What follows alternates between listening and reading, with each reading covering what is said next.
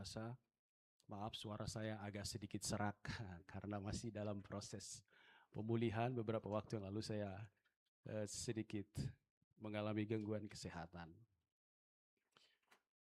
Salam. Apa kabar? Kita tahu sama-sama bahwa tahun ini adalah tahun di mana Piala Dunia sedang bergulir, sudah mulai gitu ya. Kalau melihat antusiasme orang-orang itu lebih antusias nonton Piala Dunia gitu daripada datang beribadah. Buktinya kursinya cuma sedikit gitu kan. Itu gambaran gitu bahwa untuk hal-hal tertentu sering atau kadangkala kita lebih menempatkan itu daripada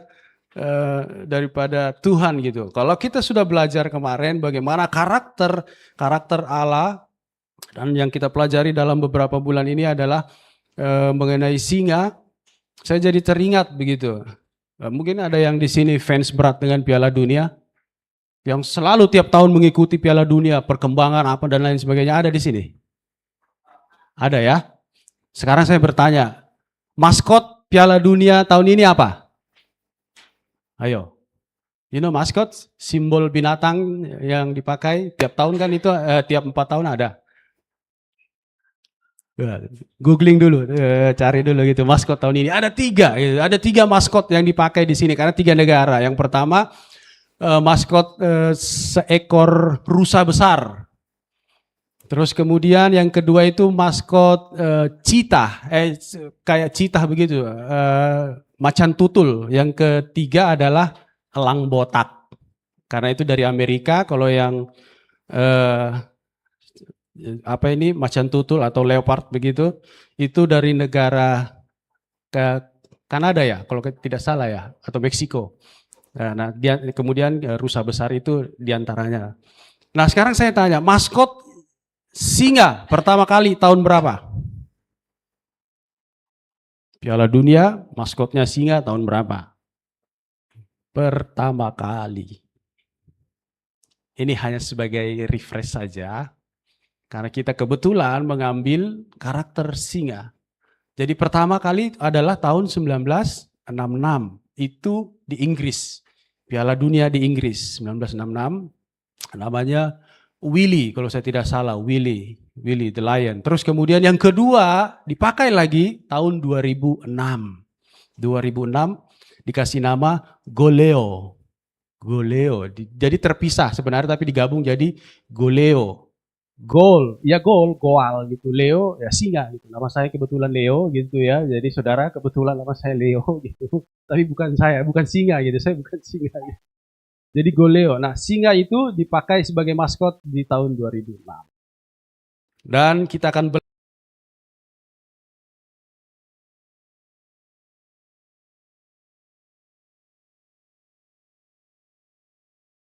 kemarin dikatakan bagaimana auman singa itu merupakan lambang bagaimana dia berotoritas ketika dia mengaum. Saya tidak bisa menirukan suara singa gitu kayak Pak Agus. Mungkin mirip ini ya. Kok begitu? Mirip nggak kira-kira? Mirip orang ngorok atau mirip singa gitu. Saya nggak pelajari gitu. Tapi seperti begitu. Aumannya bisa terdengar sampai berapa kilo? Masih ingat? 8 kilometer. Cukup nyaring, cukup besar. Berapa desibel? 100 berapa? 114 desibel. Jadi cukup nyaring sekali. Itu auman singa. Dan itu memiliki makna. Dan saat ini kita belajar gitu ya. Belajar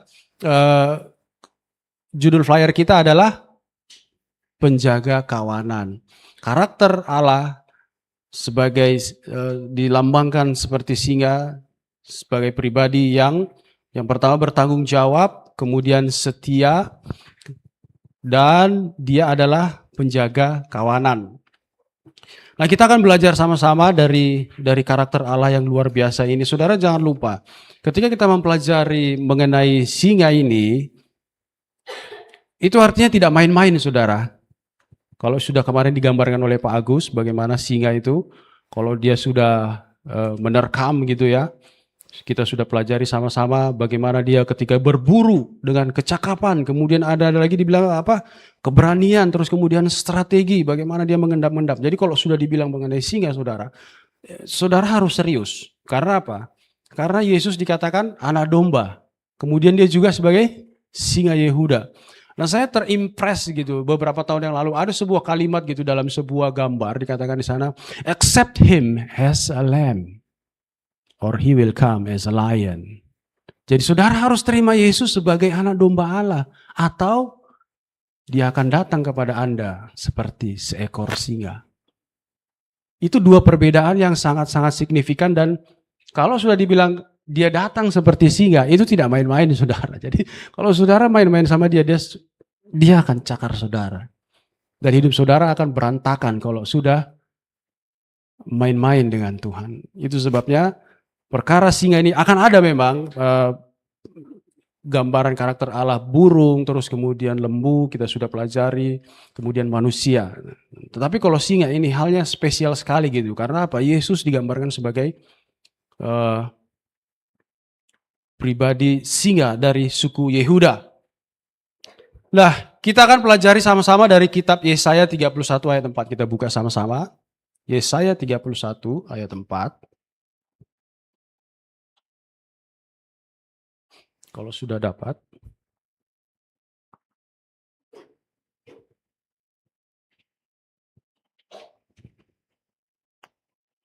Sudah dapat semua?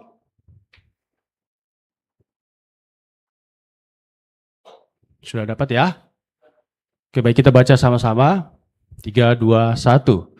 Sebab beginilah firman Tuhan kepadaku, seperti seekor singa atau singa muda menggeram untuk mempertahankan mangsanya dan tidak terkejut mendengar teriakan seluruh pasukan gembala yang dikerahkan melawan dia dan tidak mengalah terhadap keributan mereka, demikianlah Tuhan semesta alam akan turun berperang untuk mempertahankan gunung Sion dan bukitnya. Jadi seperti begitu ya gambarannya. Jadi Nabi Yesaya dia menuliskan tentang pada waktu itu bangsa Israel mengalami tekanan gitu. Ada dua bangsa yang berusaha untuk menekan mereka, Asyur kemudian Babilonia kalau saya tidak salah. Nah, dari perkataan firman Tuhan ini dikatakan di sana ada satu kalimat gitu bahwa singa itu mempertahankan mangsanya gitu dikatakan. Seperti seekor singa atau singa muda yang menggeram itu growling kalau saya tidak salah. Mempertahankan mangsanya. Jadi ada kata mempertahankan mangsanya. Jadi sebenarnya bisa di searching gitu ya, bagaimana ketika seekor singa itu ada mangsa dia dapat, terus kemudian di sekelilingnya itu ada hyena atau dubuk begitu ya. Kalau dia sudah dapat itu, dia jangan coba-coba dekat begitu, atau mencoba mengambil atau apa. Ada kalau kita sama-sama buka di National Geographic, baru sedikit mendekat saja, langsung tangannya langsung begini begitu ya. Jadi seperti itu, ada kalimat dalam firman Tuhan ini mempertahankan mangsanya. Artinya itu menggambarkan sebagai tanggung jawab dan kesetiaan. Artinya kalau sudah dia dapat, sudah. Karena ini akan dibawa gitu. Dia bukan makan sendiri. Dia bagikan kepada kawanannya, kepada kumpulan mereka begitu. Jadi jangan coba-coba ambil gitu. Gambaran tanggung jawab dan kesetiaan. Nah, kita tahu sama-sama juga bagaimana mangsa itu didapatnya nggak gampang, saudara gitu. Ada usaha gitu. Jadi kalau dia sudah dapat dan mempertahankannya, jangan coba-coba saudara ambil. Karena apa? Ini usahanya lumayan juga gitu. Nah, ini gambaran tanggung jawab dan kesetiaan. Dan itu kita tarik kepada diri kita sendiri bahwa apa yang ada pada kita saat ini, semua yang baik, yang Tuhan percayakan harus kita jaga, kita pelihara. Ada banyak dari kita yang dipercayakan banyak hal. Dipercayakan usaha, bisnis, pekerjaan, pendidikan, dan lain sebagainya. Pegang itu. Kemudian kita harus jaga, kita pelihara, dan kita gunakan dengan baik. Itu sebabnya di dalam kitab Wahyu mengatakan, Wahyu 2 ayat 25, tetapi apa yang ada padamu, peganglah itu sampai aku datang. Jadi segala sesuatu yang ada pada kita, pegang itu. Kebenaran firman Tuhan yang sudah kita terima. Dasar-dasar prinsip-prinsip kebenaran firman Tuhan itu, pegang itu.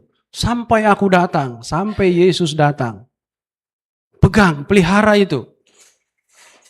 Sebab dalam Wahyu 2 ini, tentang perkataan Allah pada jemaat di Tiatira, di situ ada musuhnya gitu. Ada musuh, yaitu Izebel dikatakan di sana.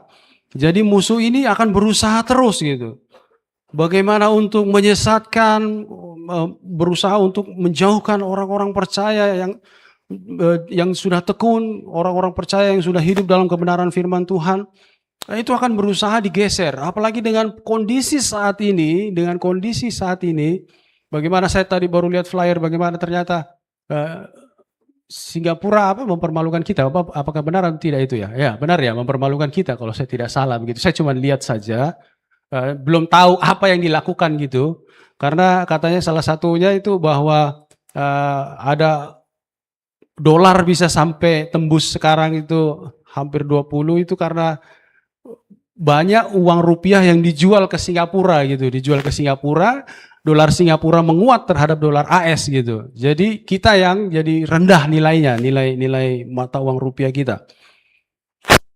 Yang saya maksudkan di sini adalah ada banyak hal yang bisa membuat kita bergeser gitu, tersesat dengan banyak hal di dunia ini dengan segala perkara yang ada. Minyak yang naik dan lain sebagainya, Selat Hormuz ditutup lagi dan lain sebagainya. Itu menyebabkan kita bisa bergeser. Itu sebabnya apa yang ada pada kita, yang sudah kita dapat, pegang itu. Usahakan kita pelihara, kita gunakan dengan baik.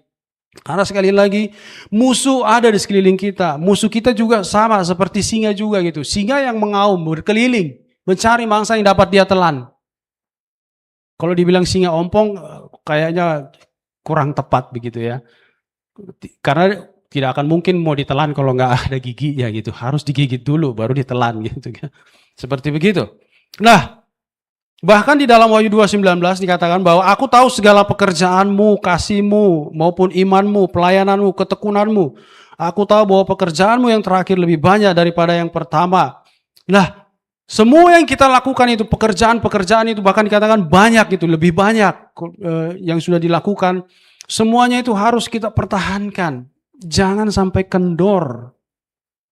Yang sudah rajin berdoa, yang sudah rajin datang ke gereja, yang sudah rajin melayani, yang sudah rajin baca firman, yang sudah rajin berdoa. Pegang itu, pelihara itu. Jangan kendor. Karena apa? Karena musuh sedang bergerak terus. Kalau Ibu Jui kemarin hari Jumat bersaksi bagaimana ketika berdoa, dia berpikir gimana kalau aku datang, kerajaanku datang begitu ya. Memang sudah dekat gitu, tapi tidak tahu kapan gitu, tanggal, waktu dan jamnya tidak tahu gitu. Ya memang firman Tuhan bilang bahwa dari dulu seperti begitu, mau datang, Tuhan mau datang, kok nggak datang gitu ya. Tapi ya saudara Jangan saudara berpikir berleha-leha dan kemudian saudara kendor dengan semua yang dipercayakan kepada saudara itu.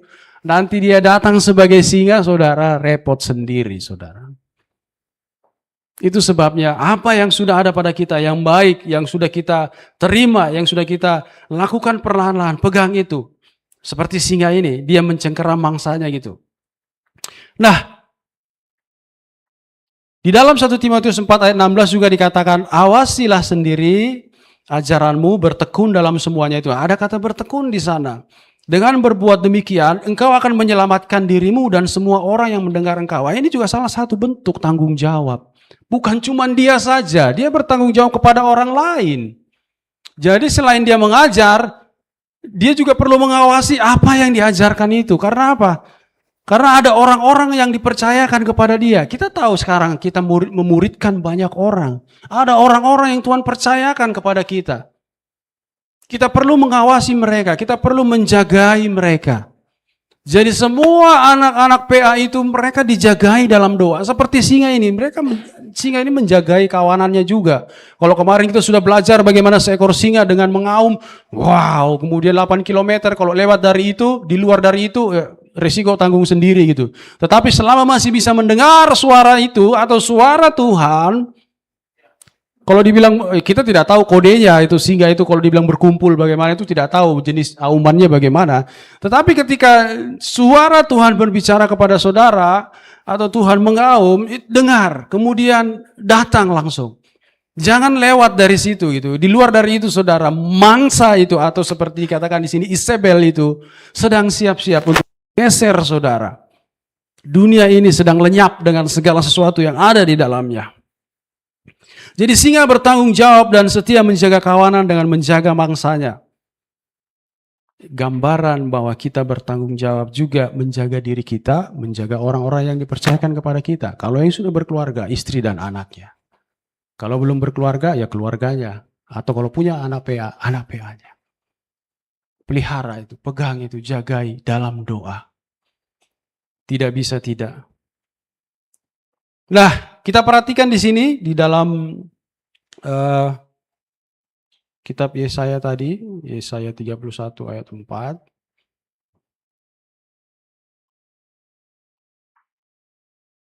Yesaya 31 ayat 4.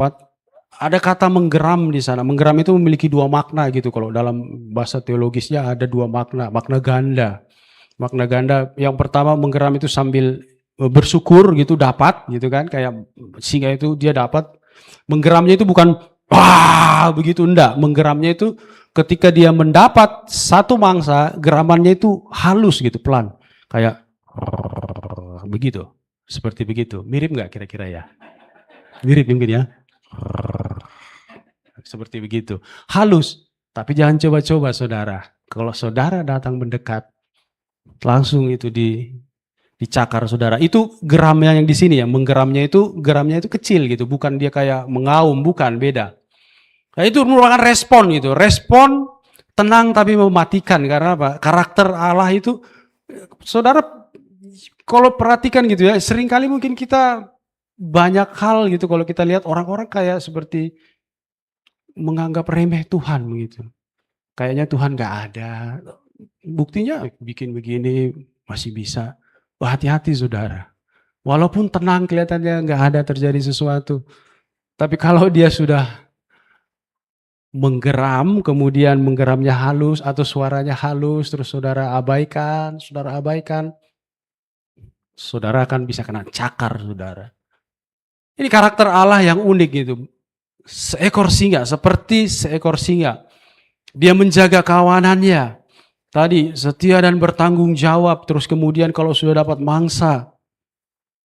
Nah ada karakter-karakter itu yang ingin kita, yang ada di dalam hidup kita. Dan salah satu pribadi yang memiliki karakter seperti ini yang unik adalah di dalam 1 Samuel 17 ayat 34. 1 Samuel 17 ayat 34.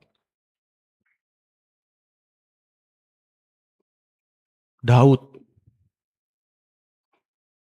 Bagaimana dia menjaga kawanan. Saya akan bacakan buat kita 1 Samuel 17 ayat 34. Tetapi Daud berkata kepada Saul, hambamu ini biasa menggembalakan kambing domba ayahnya. Apabila datang singa atau beruang, aku yang menerkam seekor domba dari kawanannya, maka aku mengejarnya, menghajarnya, dan melepaskan domba itu dari mulutnya.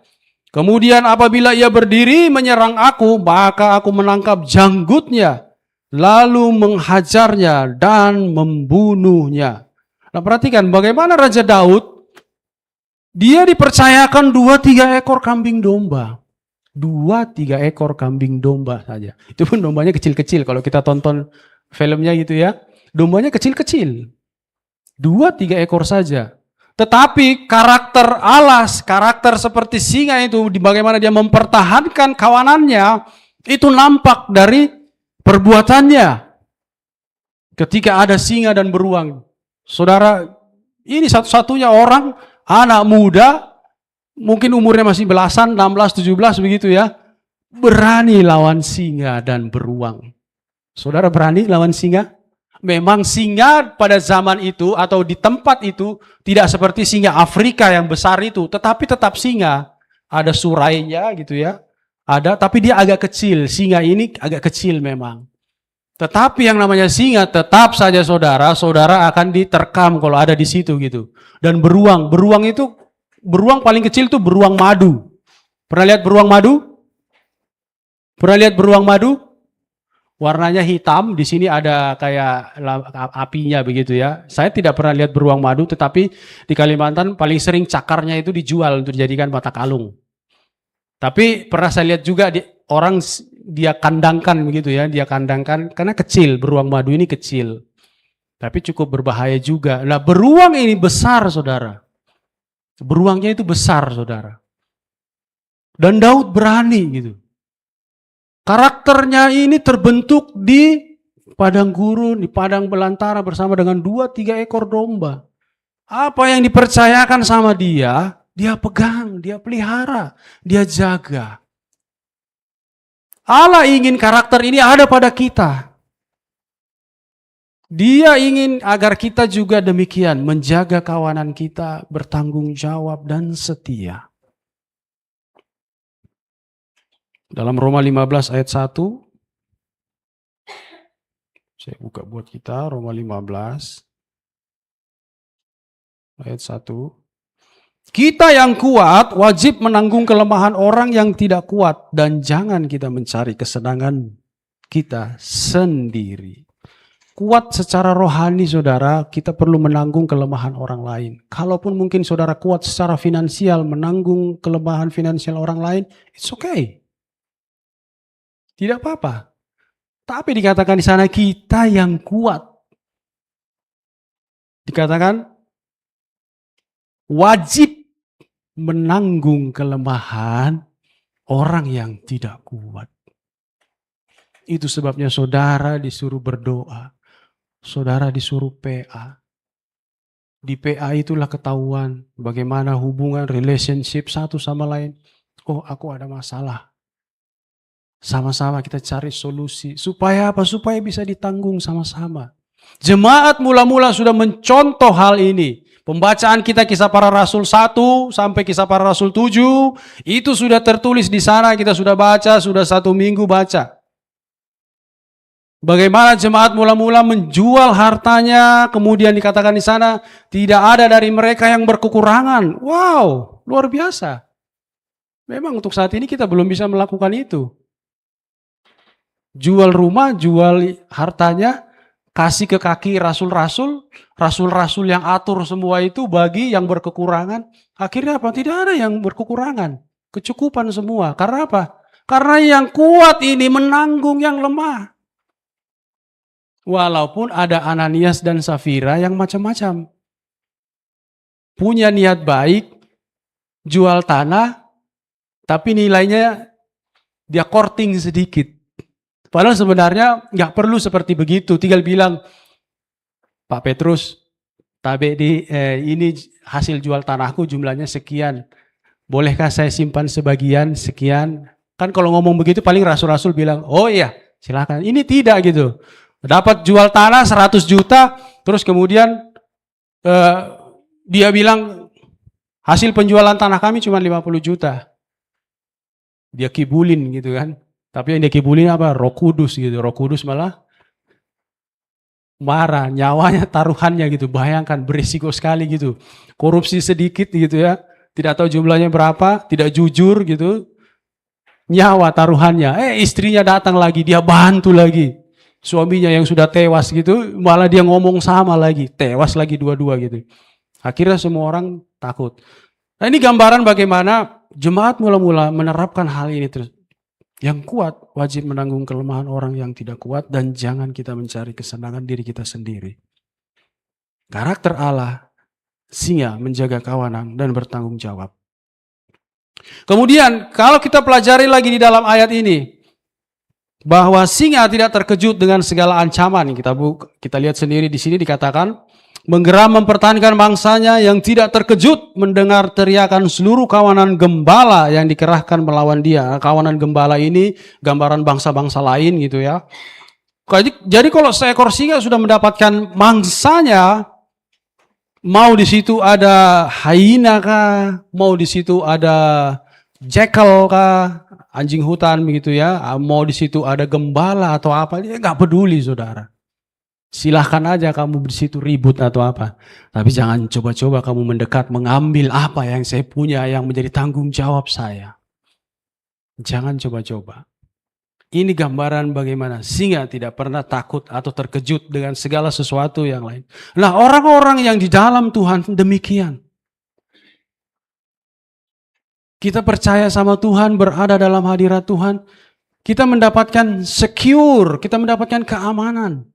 Mungkin bagi sebagian orang ketika dia merasa aman, ketika segala sesuatunya ada dalam rekeningnya atau ada dalam kehidupannya, dia merasa aman. Tetapi salah gitu. Ketika Allah ada bersama dengan kita, maka disitulah kita merasa aman, saudara. Jangan cari rasa aman yang palsu. Ada banyak hal yang bisa membuat kita aman gitu. Orang yang kuat mungkin gitu ya, perkasa gitu. Kalau jalan bersama dia aman. Ada bodyguard saya aman. Ada saya bawa senjata di sini aman. Padahal tidak. Musuh saudara itu banyak gitu. Dan itu bisa dari segala macam penjuru bisa mengincar saudara. Tetapi ketika kita memiliki karakter ini, merasa aman, sekalipun ada banyak di luar sana musuh yang mengancam. Karena kita tahu kita berada dalam kebenaran firman Tuhan, kita menghidupi firman Tuhan. Di situ sudah terletak rasa aman saudara. Amsal 28 ayat 1. Katakan di sana.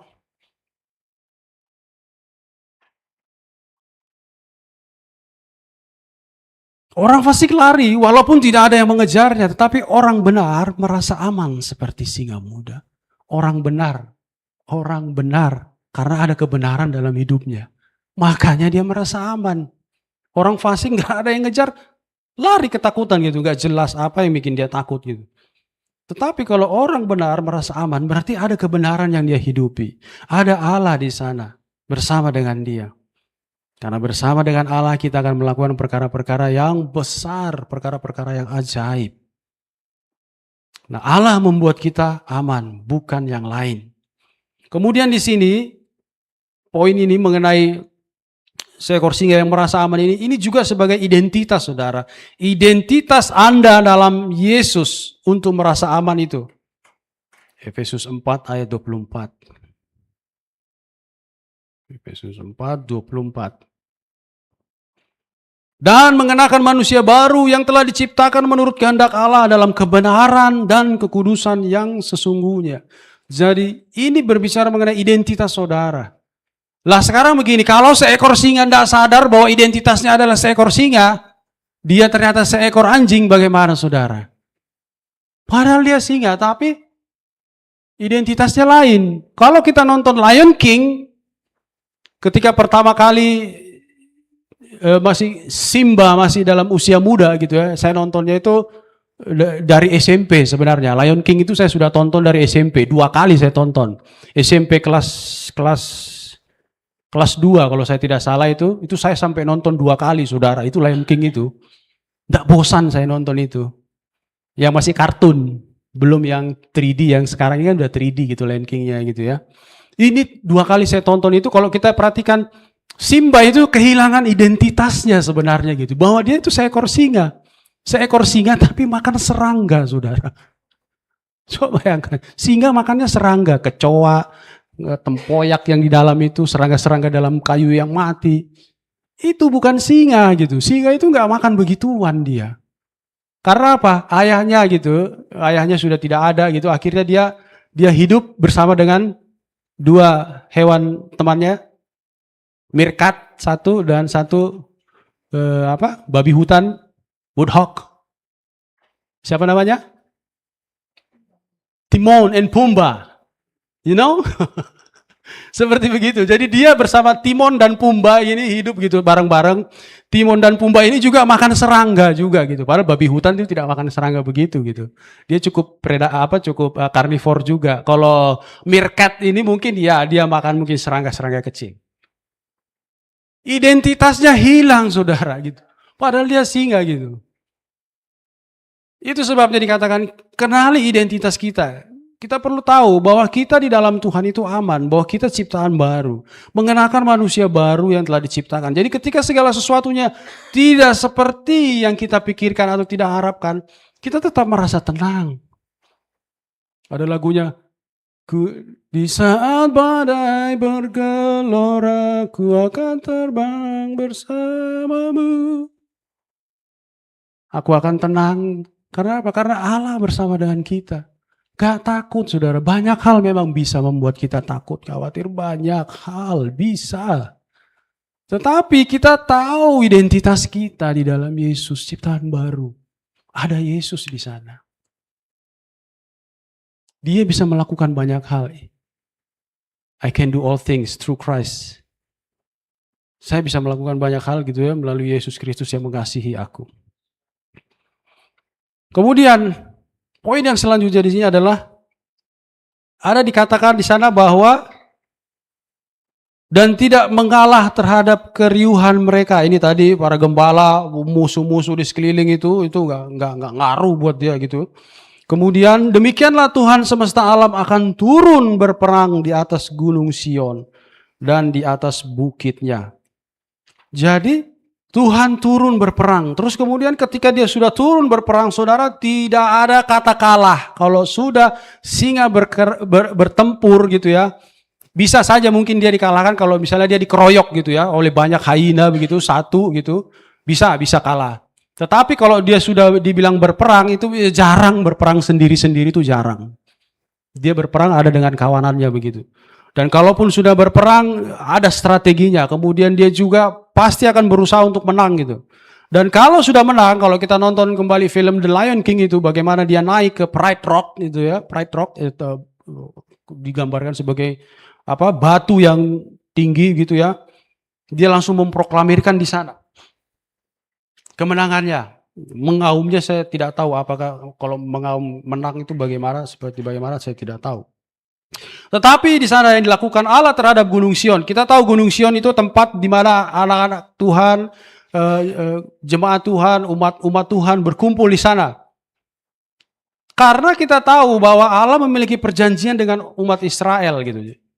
Jadi Allah memiliki perjanjian yang setia dengan umat Israel. Secara khusus kalau dikatakan Gunung Sion itu berarti dia betul-betul memang tidak akan bisa ada yang mengganggu Gunung Sion ini. Sekalipun kita banyak masalah, karena dikatakan di sana akan turun berperang di atas Gunung Sion dan di atas bukitnya. Bukit itu tempat pertemuan, biasanya seperti begitu ya gambarnya, tempat pertemuan. Nah, itu menjadi bagiannya dia dan itu tidak bisa digoyangkan, tidak bisa diapa-apain. Karena apa? Perjanjiannya sudah terikat memang sama Gunung Sion ini. Bukit Sion orang bilang, ada juga sekolah Sion gitu ya. Itu luar biasa gitu, Sion, ada lagunya itu kan, Hai Sion, pembawa kabar baik, kayak gitu kan, ada lagunya gitu. Itu karena apa? Perjanjian Allah dengan umatnya itu terikat. Makanya kalau Tuhan turun, Sion langsung duluan. Karena dibilang apa? Ketika aku menghakimi, yang duluan dihakimi itu adalah rumah Tuhan. Itu yang duluan. Itu yang duluan. Karena perjanjiannya dia langsung dengan umatnya. Dan dikatakan di sana bahwa itu menjadi sebuah hal yang luar biasa. Karena apa? Berperang. Pokoknya apapun yang mengganggu ini Sion, saya akan turun tangan. Saya akan turun tangan. Kita tahu sama-sama kalau kita di dalam perjanjian lama, bagaimana Yakub ketika tidur, kalau saya tidak salah, saya baru tahu juga begitu. Ternyata ada maksudnya juga gambaran bagaimana kalau misalnya digambarkan Allah berdiri dan Allah duduk. Itu ada maksudnya ternyata gitu. Nah ketika Yakub melihat itu, waktu malaikat naik turun, Yakub kalau saya tidak salah kan yang dia lihat Allah berdiri. Terus kemudian Stefanus, ketika Stefanus meninggal, sebelum meninggal dirajam, terbuka langit, dia melihat bahwa anak domba berdiri, Yesus berdiri di sebelah kanan. Tidak dikatakan Yesus duduk di sebelah kanan. Nah jadi kalau ketika gambaran, kalau dikatakan Allah berdiri gitu ya, Banyak di situ di Alkitab dikatakan Allah berdiri, bukan hanya duduk gitu. Kalau duduk berarti dia sudah memerintah. Nah, kalau berdiri itu artinya bersiap-siap, Saudara, prepare. Maksudnya itu mau turun perang gitu. Jadi dia mau turun perang. Jadi kalau Stefanus melihat bahwa anak domba berdiri di sebelah kanan, berarti Yesus mau turun ngurusin masalah-masalah yang sedang dihadapi. Artinya Yesus sudah siap mau berperang. Saya tidak mengatakan bahwa Yesus mau datang segera, bukan. Tetapi maksudnya ini begini, kalau di Alkitab Anda menemui kata atau perkataan Allah berdiri, itu artinya dia siap-siap mau campur tangan. Kalau ada masalah di situ, dia mau turun tangan. Yang sama seperti ini, bahwa Allah mau turun gitu ya, dikatakan demikianlah Tuhan semesta alam akan turun berperang. Nah, ini dalam posisi berdiri, Saudara. Jadi di dalam bahasa Ibrani, kalau berdiri itu langsung cepat-cepat dia mau turun tangan, mau menyelesaikan masalah. Tapi kalau dia dalam posisi duduk, berarti dia sedang memerintah. Dia settle di situ, dia tidak melakukan sesuatu. Tapi kalau saudara sedang membaca Alkitab dan saudara mendapati Allah berdiri, Yesus berdiri, itu artinya apa? Dia sedang mau bekerja di situ. Ada sesuatu hal yang harus diselesaikan oleh Yesus atau yang diselesaikan oleh Allah. Ini gambaran bagaimana Allah bukan Allah yang sekedar duduk saja, tetapi dia berdiri, dia siap, prepare. Kalau ada masalah di situ mau diselesaikan, diselesaikan. Kalau mau berperang, berperang. Seperti itu, hanya berbagi saja, sharing gitu ya. Jadi kalau saudara nanti baca, saudara melihat Allah berdiri, itu bukan sekedar tulisan berdiri begitu saja, itu ada maknanya, saudara. Allah berdiri berarti dia mau turun tangan, mau menyelesaikan permasalahan yang di depan saudara. Yesus berdiri, Yesus mau turun tangan ke dalam hidup saudara, menyelesaikan permasalahan itu. Nah, di dalam Kolose 1 ayat 16 dikatakan, Kolose 1 ayat 16, karena di dalam dialah telah diciptakan segala sesuatu yang ada dalam surga dan yang ada di bumi, dan yang kelihatan dan yang tidak kelihatan, baik singgasana maupun kerajaan, baik pemerintah maupun penguasa, segala sesuatu diciptakan oleh dia dan untuk dia. Jadi ketika naik ke Gunung Sion, dia sedang mendeklarasikan perjanjian kesetiaannya, kemudian ini juga bentuk sebagai deklarasi otoritas gitu ya. Ketika singa mengaum, berarti dia memberikan otoritasnya, jaraknya 8 kilo, di luar dari itu kalau masih dengar silahkan lakukan, kalau tidak siap-siap musuh diserang, musuh menyerang terhadap segala sesuatu yang ada di bumi ini. Jadi otoritas dia terhadap segala sesuatu yang ada di bumi ini. Gunung Sion itu tempat Allah gitu, umat Tuhan. Karena apa? Karena di dalam dia diciptakan segala sesuatu. Jadi Allah berotoritas itu di atas semesta alam ini. Luas sekali alam ini, semesta ini, luas sekali saudara. Dan dia berotoritas sekali lagi di hidup saudara juga. Oleh sebab itu, karakter-karakter Allah yang kita pelajari ini, setia, bertanggung jawab, miliki itu, pegang itu. Apa yang ada pada kita, yang dipercayakan Tuhan, pegang itu. Gimana caranya? Ya tidak ada jalan lain. Kalau saudara tidak bangun hubungan dengan Tuhan, ya bagaimana mungkin gitu. Kalau tidak punya kemauan mau memiliki hubungan dengan Tuhan, gak mungkin. Kalau cuma sekedar aja, sudah sekedar aja baca Alkitab, sekedar doa, sekedar. Sorry.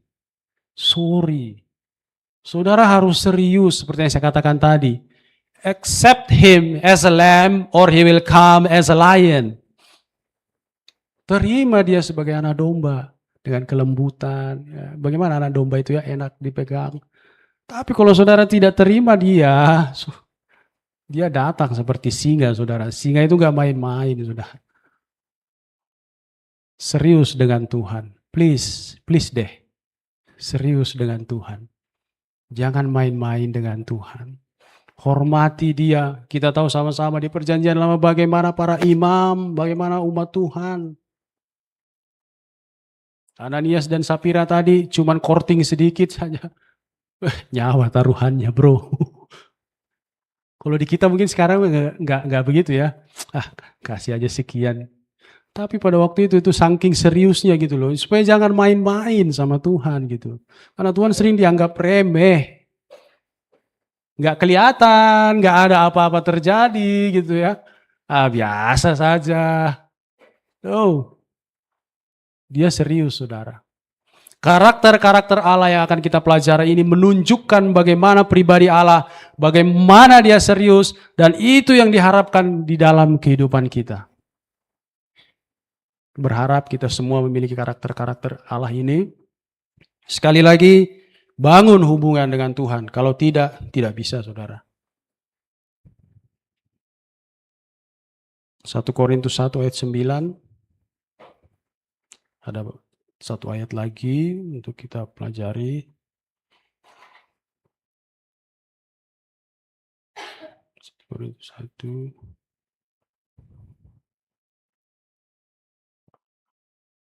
Allah yang memanggil kamu kepada persekutuan dengan anaknya Yesus Kristus, Tuhan kita adalah setia. Jadi Tuhan itu setia.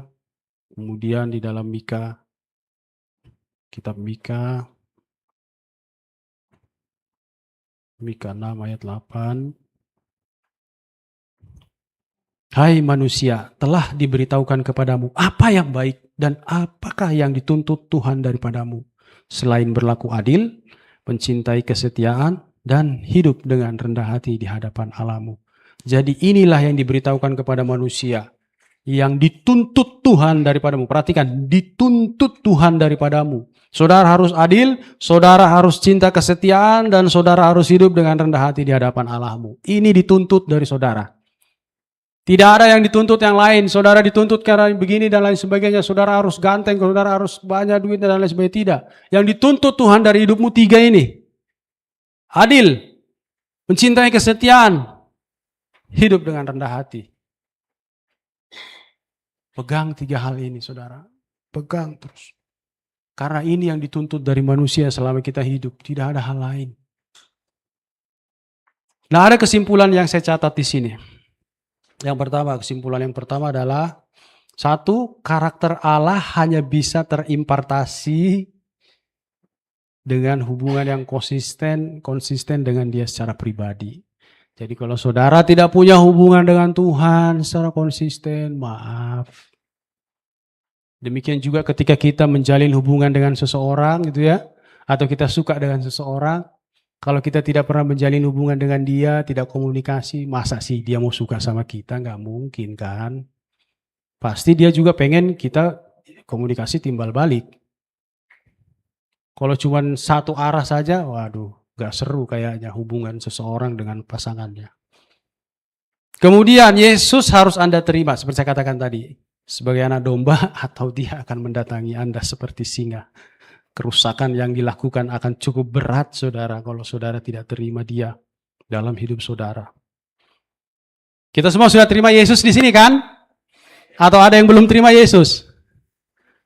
Atau masih ragu-ragu? Atau perlu diteguhkan lagi? Ya. Kemudian yang ketiga, setia dalam perkara-perkara kecil, maka perkara besar akan diberikan. Di dalam mana itu? Matius 25:21. Maka kata tuannya itu kepadanya, baik sekali perbuatanmu itu, hai hambaku yang baik dan setia. Engkau telah setia dalam perkara-perkara kecil. Aku akan memberikan kepadamu tanggung jawab dalam perkara yang besar. Masuklah, turutlah dalam kebahagiaan Tuhanmu. Karakter kesetiaan ini ada upahnya, saudara. Bertanggung jawab dan setia, ada upahnya, saudara. Saudara akan mendapatkan kebahagiaan dari tuannya itu. Kebahagiaannya apa? Hidup yang kekal bersama dengan Yesus. Semua yang sudah disediakan bagi kita di sana akan saudara miliki. Kalau dikatakan di sana apa? Pada saat ini juga kamu akan menerima berapa? 100 kali lipat gitu ya, waktu khotbahnya Pak Rusmin waktu hari Jumat. Itu upahnya, saudara. Kalau saudara setia, saudara bertanggung jawab. Karakter Allah ini harus saudara miliki dalam hidup saudara.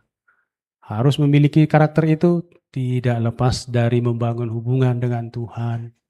Tidak baca Alkitab, tidak bisa. Tidak berdoa, tidak bisa. Tidak bersekutu, tidak bisa. Saudara harus lakukan semuanya itu at the time, bersamaan. Kalau mau punya hubungan dengan Tuhan, kalau enggak ya enggak apa-apa gitu. Enggak dipaksa kok. Tapi kalau dia datang seperti singa, saudara tanggung sendiri resikonya.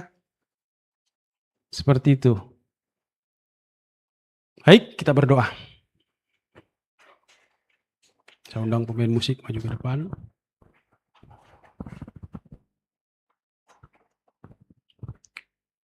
Kami bersyukur atas kebenaran firman Tuhan, bagaimana gambaran Allah begitu sempurna. Digambarkan seperti seekor singa yang mempertahankan kawanan. Semua yang Tuhan percayakan dalam hidup kami mau kelola dengan baik. Supaya ketika kami setia dalam perkara kecil, perkara besar Tuhan beri.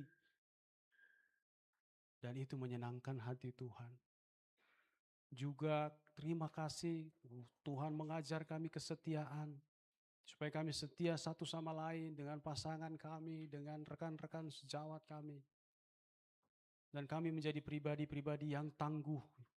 Pribadi-pribadi yang tidak tergoncangkan dengan segala sesuatu di luar sana oleh karena kami percaya, oleh karena identitas kami dipulihkan bahwa kami anak-anak Allah yang hidup dalam kebenaran firman Tuhan, bahwa Yesus Kristus ada dalam hidup kami. Sehingga kami tidak tergoncangkan, kami tidak mudah diombang-ambingkan dengan segala macam pengajaran. Kamu berusaha menarik kami jauh daripadamu. Oh, berilah kepada kami terus Tuhan hati yang haus, lapar akan kebenaran firman-Mu. Takut akan Tuhan, memegang teguh kebenaran firman Tuhan. Sehingga kami juga memperhatikan orang-orang di luar sana ya Bapak. Ingatkan kami ada tanggung jawab kami terhadap orang-orang di luar sana juga. Bukan di dalam lingkungan kami saja, tetapi orang-orang di luar sana yang belum mendengar kabar baik tentang Injil. Mereka juga masuk dalam tanggung jawab kami untuk memberitakan Injil sesuai dengan amanat agung-Mu di dalam nama Yesus Tuhan. Mampukan kami, mampukan kami. Soalnya kami berdoa, kami memohon. Biarlah kiranya kesanggupan Allah menjadi kesanggupan kami juga Tuhan, untuk melakukan hal-hal yang besar. Kami butuh Engkau Yesus Tuhan. Di dalam-Mu kami aman Tuhan. Di dalam-Mu kami aman. Kami serahkan kebenaran firman Tuhan ini ke dalam tangan pengasihan-Mu ya Bapa. Dalam nama Yesus Tuhan. Biarlah kiranya Roh Kudus berbicara kepada kami masing-masing melalui firman Tuhan yang ada.